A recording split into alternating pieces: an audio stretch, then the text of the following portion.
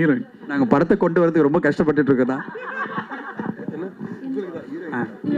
ஆமாம் விஜயமன் மேடம் இங்கே மேடம், இந்த மாதிரி கேரக்டரு பெரும்பாலும் ஒரு பெரிய கமர்ஷியல் ஹீரோயின், நல்ல தெரிஞ்ச ஹீரோயின்ட்ட கொடுத்தா வேண்டாம் அப்படிம்பாங்க, ரிஸ்க்காக இருக்குது, நிறைய விமர்சனங்கள் வரும் அப்படிம்பாங்க. அப்புறம் செட்டில் நடிக்கிறதும் ரொம்ப கஷ்டம். நீங்கள் எப்படி தைரியமாக அதை ஒத்துக்கிட்டீங்க? எனக்கு இந்த கேரக்டர் பிடிச்சிருந்ததுன்னா அதனால பண்ணிட்டேன், அவ்வளோதான். அது இல்லாமல் அந்த கமர்ஷியல் வேல்யூ இல்லை, இதுக்கப்புறம் எனக்கு படமே வராது அப்படிலாம் நான் அப்போ நினச்சி பார்க்கல. எனக்கு இந்த கேரக்டர் பிடிச்சிருந்தது, நான் பண்ணிட்டேன். இதுக்கப்புறமும் அப்படி தான், எனக்கு பிடிச்ச கேரக்டர்ஸ் வந்தால் கண்டிப்பாக பண்ணும், அவ்வளோதான். இந்த படத்தில் ஒரு முத்த காட்சி இருக்குது. மற்ற படத்தில் நடிக்கிறதுக்கும் இந்த படத்தில் இருக்கிறதுக்கும் வித்தியாசம் இருக்குது. அது நடிக்கிறது வந்து எப்படி இருந்தது? அது ஈஸியாக இருந்துச்சு, ஏன்னா அது அனுஷா தான். Sir director sir sir director sir sir இந்த மாதிரி சார் டைரக்டர் சார் சொல்லுங்க. இந்த மாதிரி விஷயங்கள் ஆக்சுவலாக வந்து இது ஒரு இப்போ ஸ்பெஷல் சைல்டுன்னு சொல்கிறோம்ல, அந்த மாதிரி தானே இந்த ஹோமோ லெஸ்பியன்லாம். இது வந்து சமூகத்தில் நீங்கள் இந்த மாதிரி படம் எடுக்கிறப்போ ஒரு துணிச்சலான முயற்சி, அதை பாராட்டுறோம், படமாக கலைப்படைப்பாக ஏற்றுக்கலாம். ஆனால் இது இன்னும் ஜாஸ்தியாக கிடையாது. ஏற்கனவே பொண்ணு கிடைக்காம அவன் அலைஞ்சிட்டு இருக்கான் நிறையா மாப்பிள்ளைங்களுக்கு. என்ன இந்த மாதிரி விஷயங்களை யாராவது தன்னுடைய இதுவாக எடுத்துக்கிட்டு அதை ஃபாலோ பண்ணாங்கன்னா? சரி, ஃபர்ஸ்ட் ஆஃப் ஆல் நீங்கள் ஸ்பெஷல் சைல்டு அப்படின்னு சொன்னதை நான் வந்து கண்டிக்கிறேன். அது அந்த ஒரு வார்த்தை பொருந்தாது. எல்லார் மாதிரியும் தான் அவங்கள் அப்படின்ற புரிதல் வரணுன்றதுக்காக தான் இந்த படம் எடுத்திருக்கேன் ஆக்சுவலாக. ஸோ டெஃபினட்டாக நீங்கள் ஃபஸ்ட் டே ஃபர்ஸ்ட் ஷோ இந்த படம் பார்க்கணுன்னு நான் கேட்டுக்கிறேன். நீங்கள் கேட்ட அந்த கேள்விக்கான எல்லா பதிலும் அந்த படத்தில் இருக்கும். அப்படி கிடைக்கலன்னா நம்ம டெஃபினட்டாக உரையாடலாம். ஓகேங்களா? Thank you sir. 2020 sir Karthik sir, நீங்கள் கேட்ட கேள்வி வந்து வினித் சாருடைய கேரக்டர் மூலமாக இருக்குது படத்தில். படம் பாருங்க, 11ஆம் தேதி அவர் பதில் சொல்லி அவர் கேட்டிருப்பாரு, அதுக்கு பதிலும் சொல்லியிருப்பாங்க சார். 2000 கண்டிப்பாக கிடைக்கும். அவர் ஏன்னா வினித் சாரை வந்து நானும் அவர் சொன்ன மாதிரி நான் அவர் ஏஜில் ரசித்தேன், அதனால் எங்களுக்கு பதில் கரெக்டாக இருக்கும்னு நினைக்கிறேன். கண்டிப்பாக பாருங்கள், வினித் சார் கேட்டிருப்பாரு. Thank you sir. டாக்டர் சார், 2023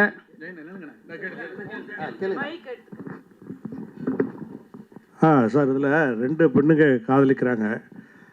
அவங்க வந்து தனியாக வாழணும்னு சொல்லிட்டு நினைக்கிறாங்க. அதுக்கு அப்பா அம்மா ஒத்துழைக்க மாட்டேங்கிறாங்க. பட் வழக்கமாக ஏற்கனவே நீங்கள் கோட் பண்ண மாதிரி தான் சமுதாயத்தில் வந்து ஒரு ஆண் பெண், ஆணுக்கு ஒரு பெண் அப்படின்னு சொல்லிட்டு தான் இருக்குது. பட் இந்த மாதிரி ஏற்கனவே கார்த்திக் ஒன்று மாதிரி பெண் கிடைக்க மாட்டேது அப்படின்னு சொல்லிட்டுலாம் சொல்கிறாங்க. நீங்கள் வந்து இதை வந்து வற்புறுத்தி சொல்லும்போது நாடு முழுக்க இந்த மாதிரி ஆச்சுனாக்கா அப்புறம் குழந்தை பிறப்பு எப்படி நடக்கும்? அப்புறம் அதுக்கு பிறகு வந்து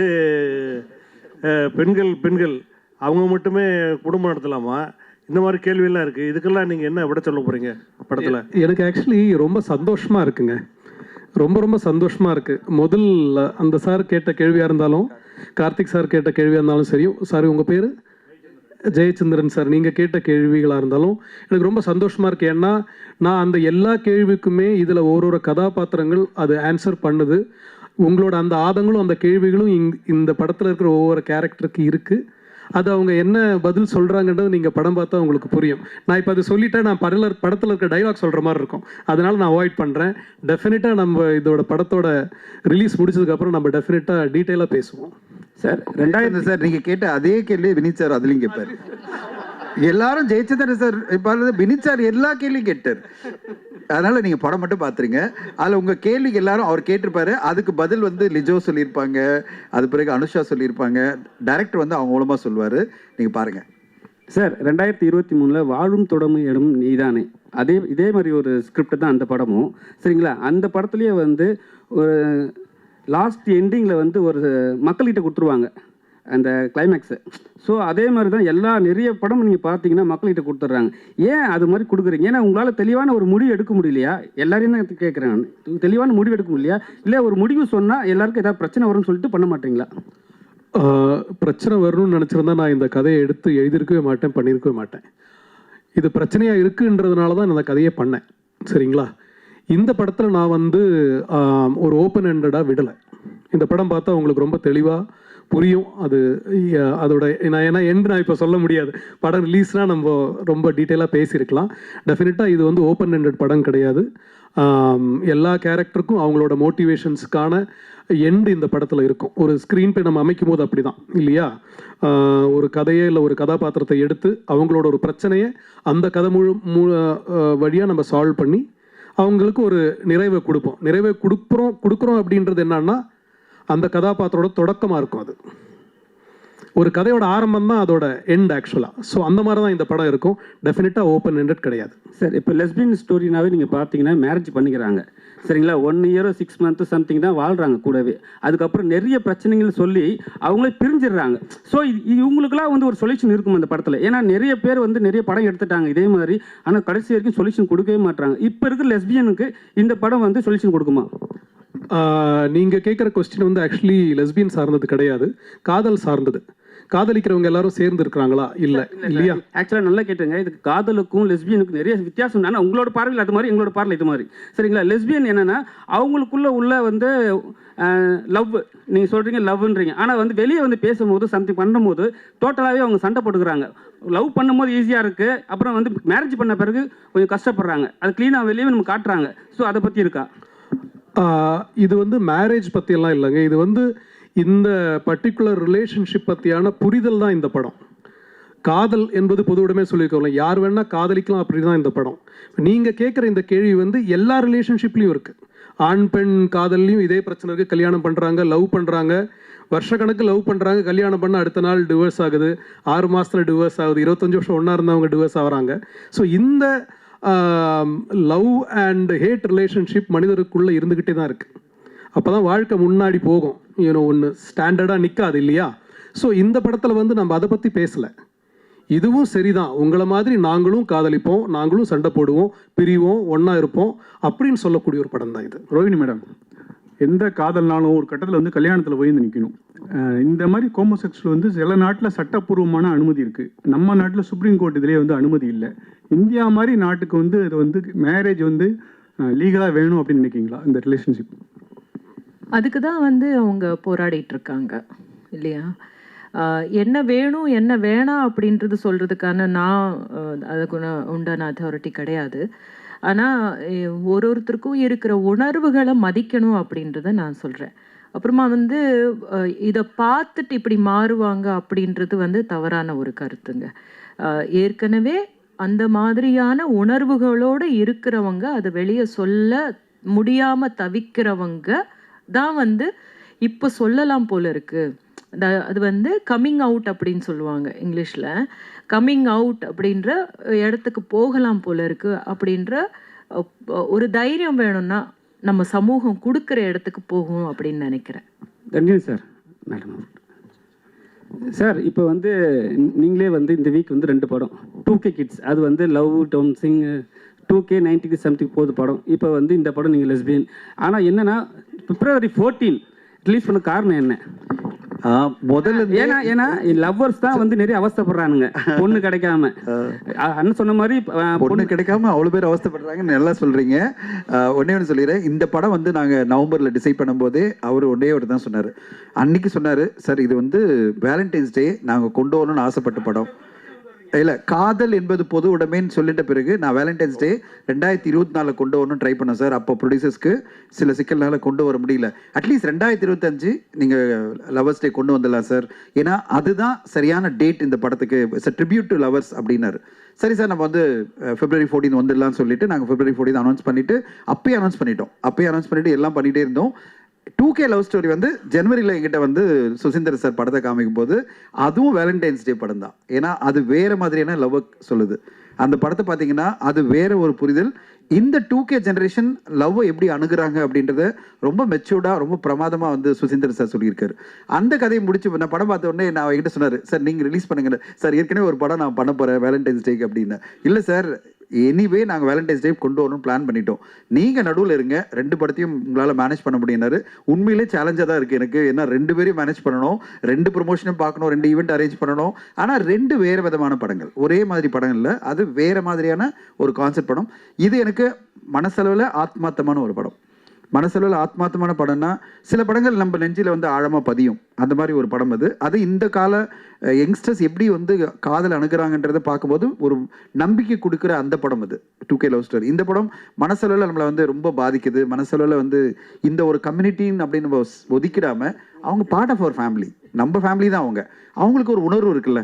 படம் ஃபுல்லாக உணர்வுகளை பற்றி தான் இந்த படம் பேசும். உணர்வுகளை புரிஞ்சுக்கிட்டிங்கன்னா உங்களுக்கு வந்து எல்லாமே எல்லாமே எம்பத்தி பண்ணுவீங்க. நீங்கள் வந்து இவங்களை ஒதுக்கி வைக்கிற ஒரு கம்யூனிட்டி கிடையாது, இல்லை அந்த செக்மெண்ட் கிடையாது. எல்லாருமே நம்மளை சார்ந்தவங்க தான், அவங்களும் நம்மளோட இருக்கிறவங்க தான். அந்த உணர்வுகளோட நம்ம ஒத்துக்கணும் அவங்கள அப்படின்றதுக்காக இந்த படம் ரொம்ப அருமையாக வந்திருந்தது. பார்த்த உடனே நானும் என் மனைவி தான் பார்த்தோம். இது வந்து நான் அது ஒரு மேல் பெர்ஸ்பெக்டிவ் அப்படின்லாம் இல்லை, என் மனைவிங்க வந்திருக்காங்க. நாங்கள்லாம் பார்த்த உடனே இந்த படம் வந்து நல்லா இருக்குது, இந்த படம் நம்ம கண்டிப்பாக மக்கள் மத்தியில் கொண்டு செல்லணும் அப்படின்னு ஆசைப்பட்டு கொண்டு வந்திருக்கோம். ஊடக நண்பர்கள் துணையோட, மக்களோட துணையோட இந்த படம் வந்து பரவலான மக்களை ரீச் பண்ண நம்புகிறேன். ஒரே விஷயம் சொல்ல, இன்னைக்கு காலையில் நான் டிஸ்ட்ரிபியூட்டர்கிட்ட நான் பேசியிருந்தேன், எங்கள் டீம் ஃபுல்லாக, தமிழ்நாடு ஃபுல்லாக. அவங்க சொன்னாங்க, காதல் இது பொது உடைமை பற்றி எல்லா ஸ்க்ரீன்லும் வந்து போடணும்னு ஆசைப்பட்றாங்க, இந்த படத்துக்கு ஏதோ ஒரு விஷயம் இருக்குது அப்படின்னு நம்புகிறாங்க அப்படின்னாங்க. நான் சொன்னேன், மல்டிப்ளெக்ஸ்ல எல்லாம் இந்த படம் கண்டிப்பாக வரணும், மக்கள் மத்தியில் இந்த படத்துக்கு ஒரு எதிர்பார்ப்பு இருக்குது, அந்த ஒரு நல்ல ஒரு நம்பிக்கை இருக்குது. அந்த நம்பிக்கை ஏற்ற மாதிரி நீங்கள் படம் பார்க்கும்போது நீங்கள் கண்டிப்பாக சொல்லுவீங்க நம்புகிறேன். ஏன்னா இந்த படத்தை பார்த்த சில ஊடக நண்பர்கள் இப்போ சில பேர் தான் பார்க்க முடிஞ்சது. ஏன்னா நாங்கள் வந்து ஒரு இன்ஃப்ளூயன்சஸ் இல்லை, ஃப்ரெண்ட்ஸை கூப்பிட்டு படம் காமிக்கும் போது அவங்க எல்லாருமே சொன்னாங்க, சார் அருமையான படம் கொடுத்துருக்கீங்க அப்படின்னாங்க. அது நீங்களும் சொல்லுவீங்க நாளன்னைக்கு அப்படின்னு நான் நம்புகிறேன். நீங்களும் சொன்ன பிறகு அது கண்டிப்பாக மக்கள் மத்தியில் போய் சேரும், மக்களும் அதே மாதிரி சொல்லுவாங்க. அதுக்கு பிறகு இந்த படம் அதுக்கான ஆடியன்ஸை போய் ரீச் பண்ணிடும் நம்பிக்கையோடு தான் காத்திருக்கிறோம். மேடம், ரோகிணி மேடம், நீங்கள் பேசுகிறப்ப சொன்னீங்க இந்த மாதிரி மாறிடுவாங்க அப்படிங்கிறதெல்லாம் நான் ஏற்றுக்க மாட்டேன் அப்படின்ட்டு, அது அவங்களுக்குள்ளார உள்ளதுன்னு. அப்படின்னா அது ஒரு திருநங்கை மாதிரி, ஒரு ஸ்பெஷல் சைல்டு மாதிரி அவங்களுக்குள்ள பர்டிகுலர் கேரக்டர் தானே, டேரக்டர் இல்லைன்னாரு. இருங்க உங்கள்கிட்ட இன்னொரு கேள்வியும் கேட்டுறேன். இப்போ நான் ஹாஸ்டலில் இருந்திருக்கிறேன், ஒரு 3 வருஷம் ஊட்டியில் படிச்சிருக்கிறேன்.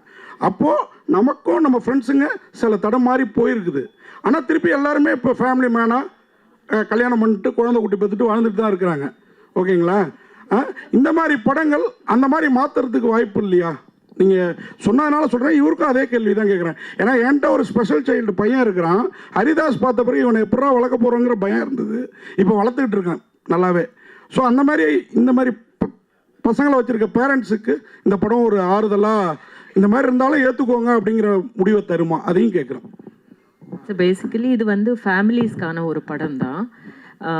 நீங்கள் சொல்கிற மாதிரி ஸ்பெஷல் சைல்டுன்னு அந்த கேட்டகரிக்கும் இதுக்கும் சம்பந்தம் இல்லை, பொருத்தமான வார்த்தை இல்லை அது அப்படின்னு அது புரிய வைக்கிறதுக்கு தான் பேசுகிறது. இன்னொரு விஷயம் என்னென்னா வந்து எக்ஸ்பெரிமெண்டிங் அப்படின்ற இடத்துக்கு இல்லை. ஆக்சுவலி உணர்வு ரீதியாகவே அவங்களுக்கு வந்து ஒரு சில பேருக்கு இருக்கிற தெரிவுகள், அதாவது தேர்வு அப்படின்னு வரும்போது அதை நம்ம என்ன மாதிரி பார்க்குறோம் நம்ம அப்படின்றது வந்து நமக்கு அது பழக்கப்படாததுனால, நமக்கு தெரியாததுனால எப்படி பார்க்குறோம். நம்ம வந்து சொசைட்டி வந்து இப்படி ஒதுக்கி வச்சுட்டு, இல்லைன்னா அவங்கள வந்து அவமானப்படுத்துகிற மாதிரி, அவங்கள வந்து ரொம்ப தரக்குறைவாக பேசுகிற மாதிரி பண்ணுறதுனால நிறைய பேர் பயந்துக்கிட்டு இதை பற்றி பேசாமல் இருக்கிறவங்க தான் இப்போ பேசலான்னு வெளியே பேசுவாங்கன்னு சொல்கிறது. யாருமே வந்து இப்போ ஒரு கருப்பாக இருக்கிறவங்க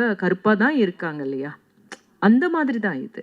நீங்கள் எப்படி பிறந்திருக்கீங்களோ அதை நீங்கள் ஏற்றுக்கணும் அப்படின்றத பற்றி தான் பேசுகிறது தவிர, எப்படியோ பிறந்திருக்கோம் ஆனால் இதை பார்த்துட்டு மாறிடுவாங்க அப்படின்றது சரியான புரிதல் கிடையாது அப்படின்னு சொல்கிறதுக்கு தான் நான் சொன்னேன். டைரக்டர் சார், அதுதான் டைரக்டர் சார், இந்த பாட்டு வரி வந்து காதல் என்பது பொதுவுடன் வந்து பால்தேவன ரோஜாக்கள் ராஜா சார் உள்ளது, எங்கேயாவது உள்ள வருதா? பெர்மிஷன் வாங்கி பயன்படுத்திருக்கீங்களா? ரீமிக்ஸ் மாதிரி ஏதாவது வருதா? ப்ரமோவில் மட்டும்தான் இருக்குது, படத்தில் அந்த பாட்டு யூஸ் பண்ணல. ப்ரமோக்கு பர்மிஷன் கொடுத்தாங்க.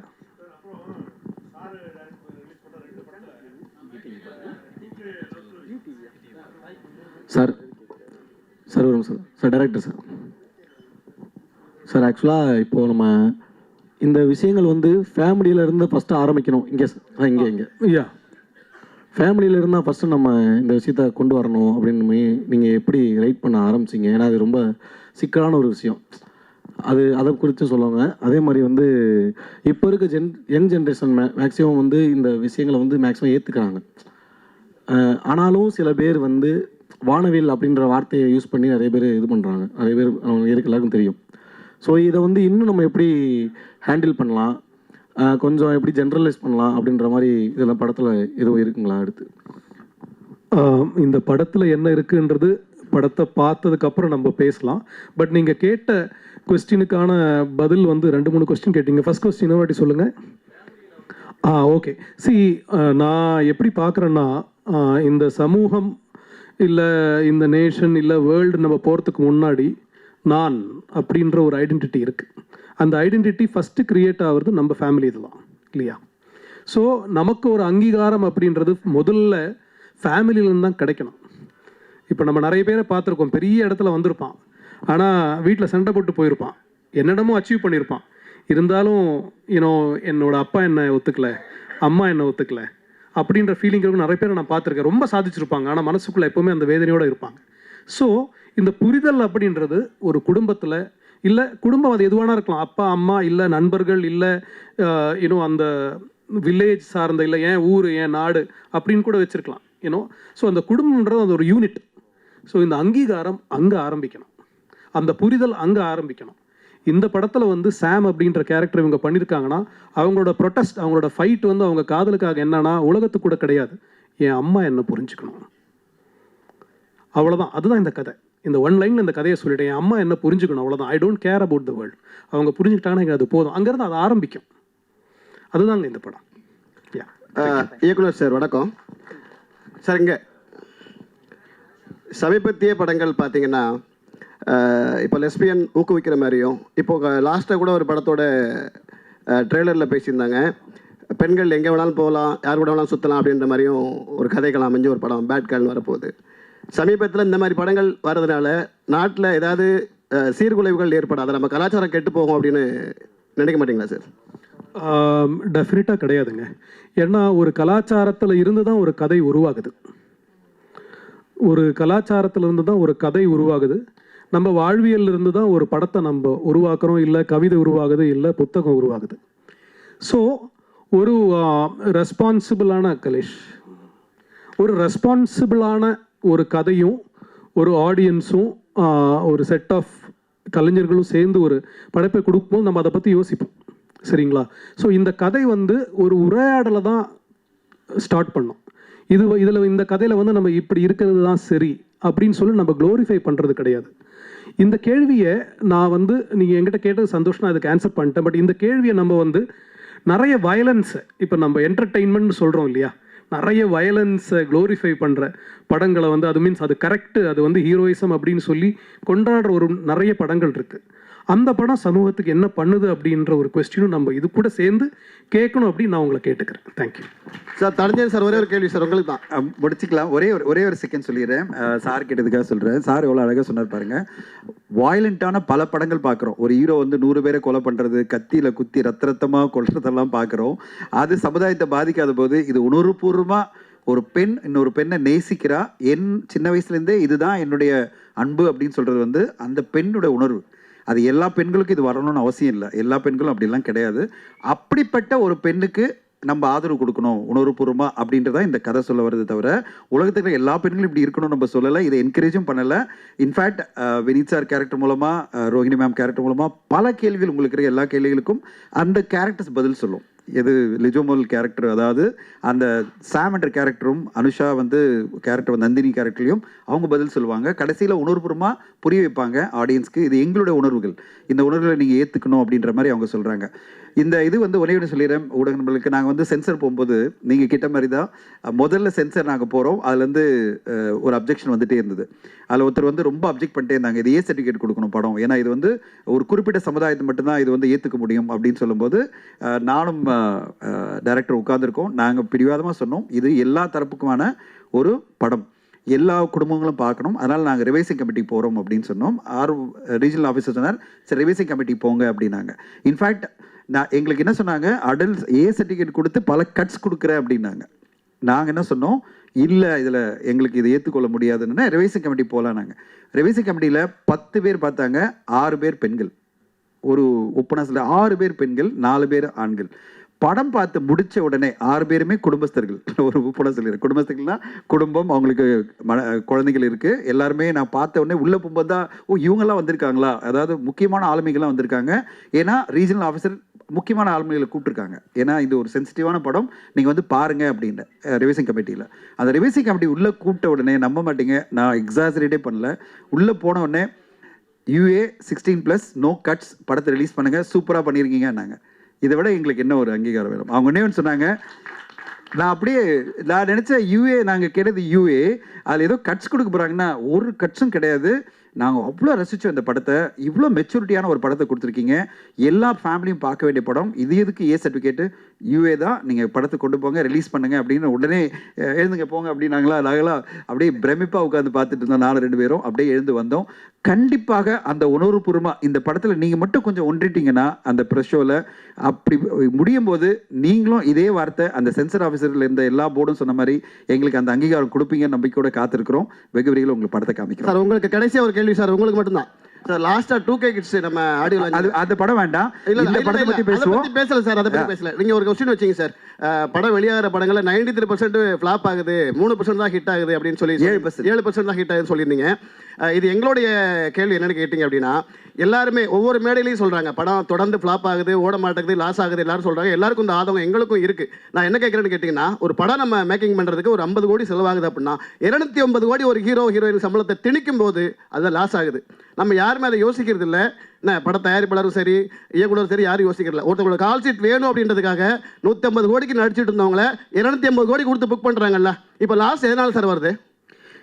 இந்த பெரிய நடிகர் நடித்த படங்களில் ஒரே ஒரு புரிதல், நான் தனியாக ஒரு ஒர்க் ஷாப்பே உங்களுக்கு பண்ணிடுறேன். ஏன்னா அதெல்லாம் நான் பண்ணிட்டு இருக்கிற ஆள் தான். பெரிய நடிகர் நடித்த படங்களில் 70% 80% ரெவன்யூ வந்து அதர் ரெவன்யூலேயே உங்களுக்கு வந்துடும். எதனால் அவ்வளோ சம்பளம் கொடுக்குறாங்கன்னா, ஒரு டிஜிட்டல் வந்து அவ்வளோ விலை கொடுத்து வாங்க ரெடியாக இருக்காங்க, சேட்டலைட் வாங்க ரெடியாக இருக்காங்க, மியூசிக் வாங்க ரெடியாக இருக்காங்க. ஆனால் அதே ஒரு சின்ன படமாக வரும்போது எல்லாரும் சொல்கிற ஒரே வார்த்தை என்ன தெரியுமா சார்? ஊடகங்கள் என்ன சொல்லுது, ஆடியன்ஸ் என்ன சொல்கிறாங்க, அது பிறகு வாங்குறேன்றாங்க. வினித் சார், எந்த அளவு அதாவது நாங்கள் எப்படி ஒரு சின்ன படம் எடுத்த எல்லா தயாரிப்பாளரும் நம்பி இருக்கிறது எது தெரியுமா? உங்களையும் ஆடியன்ஸை தான் நம்பி இருக்கும். அவங்க நல்லா இருக்கு சொன்னாதான் சேட்டலைட் வந்து வாங்குவாங்க, டிஜிட்டல் வாங்குவாங்க. பெரிய நடிகர் நடிச்ச படம்னா எல்லாத்தையும் வந்து முதலே வாங்கிடுவாங்க. அதனால அவங்களுக்கு எந்த பயமும் இல்லை. அதனால அந்த படத்தோட கம்பேர் பண்ணாதீங்க. நாங்கள்லாம் வந்து எதிர்பார்த்துட்டு இருக்கிறது உங்களை மாதிரி இந்த மாதிரி படங்களுக்கு உங்களுடைய ஆதரவு தான். வினித் சார், லாஸ்ட் கொஸ்டின் என்னன்னா, ரொம்ப நாளுக்கு அப்புறம் இது மாதிரி ஒரு படம் பண்ணுறீங்க தமிழ் சினிமாவில். ஏன்னா நீங்கள் வந்து 80s 90s வந்து உங்களை வந்து கொண்டாடினாங்க. ரொம்ப நாள் படம் பண்ணாத காரணம் என்ன? ஏன் வந்து ஃபர்ஸ்ட் இப்போ ரொம்ப நாளுக்கு அப்புறம் இந்த படம் பண்ண காரணம்? ஆனால் வந்து சோஷியல் மீடியாவில் கடைசி வரைக்கும் அவங்க ட்ரெண்ட் பண்ணே இருக்காங்க. சந்திரமுகியாக இருந்தாலும் சரி, சக்கரையாக இருந்தாலும் சரி, எல்லாமே ட்ரெண்ட் பண்ணுங்க. அது எப்படி பார்க்குறீங்க?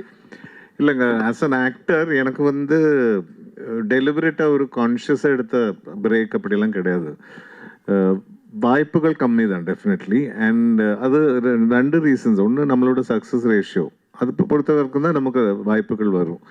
எனக்கு ஆனால் பர்சனல் நோட், எனக்கு வந்து அந்த கேரக்டர் சேலஞ்சிங்காக இருக்கணும், என்னால் ஏதாவது கான்ட்ரிபியூட் பண்ண முடியணும். அப்படி இருக்கிறது தான் நான், especially after the point of time, இப்போ at this point of my career, at this age, this is the time to explore different characters. So அதனால டைம் எடுத்து இப்போ வர்ற எல்லா ரோலும் பண்ணாமல், இப்போ மலையாளத்தில் நான் பண்ணிட்டு இருக்கேன் நிறைய படங்கள், தமிழ் ஆல்சோ வரும்போது இந்த மாதிரி தான் ரேராக வருது. ஸோ அதுதான் உண்மை ஆக்சுவலி. அதனால நான் டெலிபரேட்டாக பிரேக்கு அப்படியெல்லாம் இல்லை. அஃப்கோர்ஸ் மை டான்ஸிங் ப்ரொஃபஷன், என்னோட டான்ஸ் ஸ்கூல் அதெல்லாம் ஒரு சைடில் வேறு போயிட்டுருக்கு.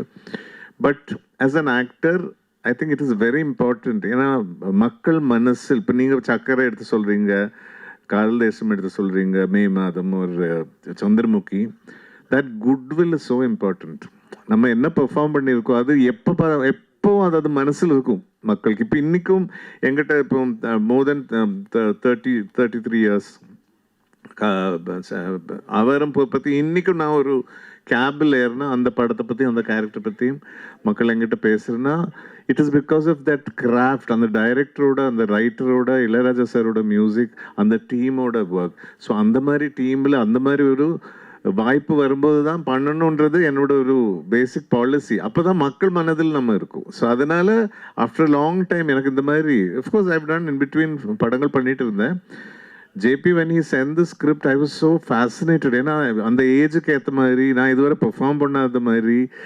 அண்ட் ஸோ அது ஒரு சேலஞ்சாக இருந்தது. And I was confident. அது தட் இஸ் வெரி இம்பார்ட்டன்ட். இது பண்ணி it has to be justified.